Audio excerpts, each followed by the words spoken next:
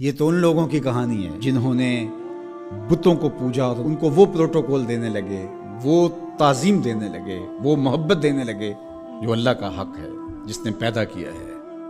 دیکھیں، میری اولاد ہے تو میری اولاد کسی کو تعظیم دے تو میں اس کو گوارا کروں گا، آپ کی اولاد تعظیم دے گوارا کریں گے، لیکن باپ والی تعظیم کسی کو دے تو وہ تو آپ گوارا نہیں کریں گے، میں بھی گوارا نہیں کروں گا، چونکہ یہ تو اللہ نے مجھے اور آپ کو اعزاز دیا ہے نا۔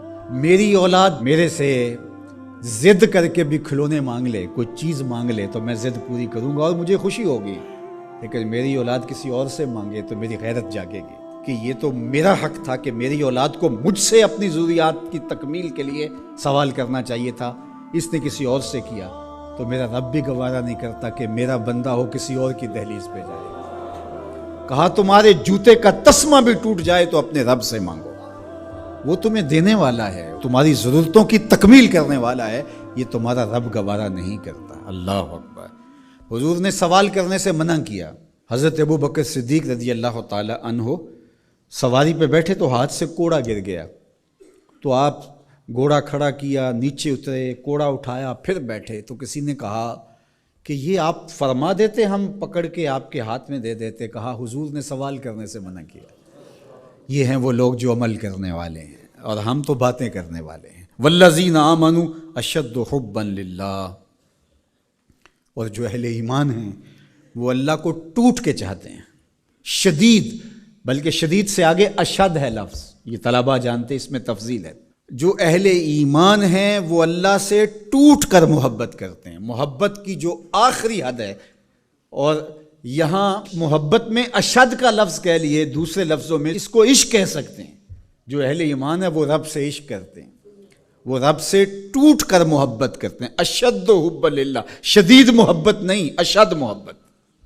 اشد محبت سے آگے تو کوئی درجہ ہی نہیں ہے، تو وہ کتنی محبت کرتے ہیں، تبھی تو جانیں وار دیتے ہیں اس کے نام پہ، اس کے حکم پہ گردنیں کٹواتے ہیں۔ یہ ہے شدید محبت کا روپ۔ اس کا حکم ہوا جیسا ہوا۔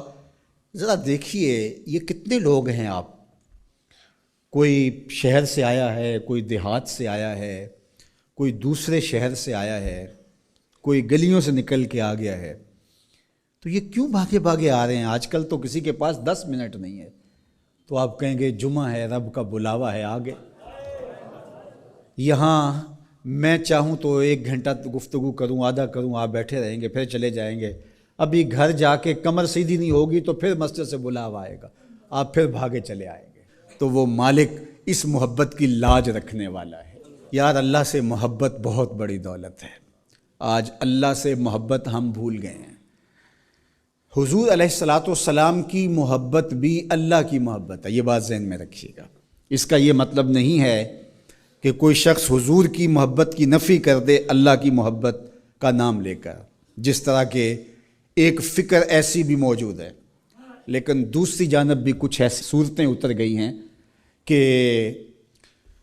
حضور کی محبت اس کا نام لیا جاتا ہے اور اللہ کی محبت بتدریج دلوں سے اس طرح سے ختم کر دی گئی ہے۔ اہل ایمان اللہ سے ٹوٹ کے محبت کرتا، تتجافی جنوبہم عن المضاجع، اور اللہ کی محبت کی وجہ سے راتوں کو ان کی کروٹیں بستروں سے الگ رہتی ہیں، وہ خوف اور طمع میں رب کو پکارتے ہیں، کبھی قیام میں، کبھی سجود میں، کبھی رکوع میں، کبھی تسبیح کرتے ہوئے، کبھی تہلیل کے ترانے پڑھتے ہوئے، اس کا مبارک نام لیتے ہوئے، تو اس کے ذکر سے اس کی محبت کا اظہار ہوتا ہے۔